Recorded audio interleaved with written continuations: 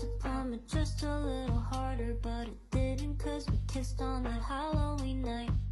I bleached half my hair when I saw Zoe on your vest, but it's orange from 3% peroxide thanks to you.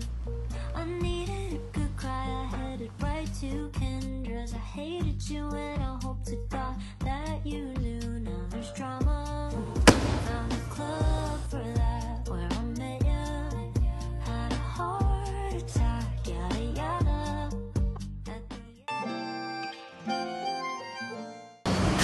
Sharifah, kau tak bawa balik buku ke nak ulang kaji untuk WhatsApp? Nak buat apa bawa balik? Kan nak ulang kaji. Buat apa? Aku dah ada bahan digital dah dekat rumah. Tak payah bawa buku berapa macam ni. Bahan digital? Apa tu?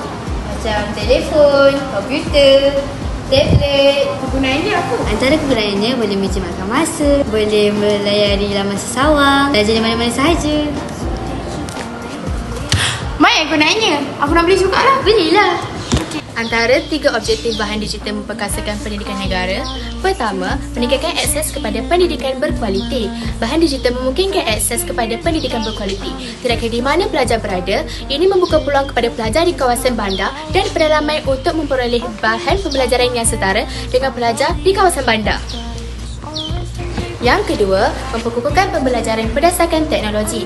Bahan digital dapat meningkatkan penggunaan teknologi dalam pembelajaran. Ini termasuk aplikasi pembelajaran e-book, video pendidikan dan platform dalam talian yang dapat memudahkan pembelajaran secara interaktif dan menarik.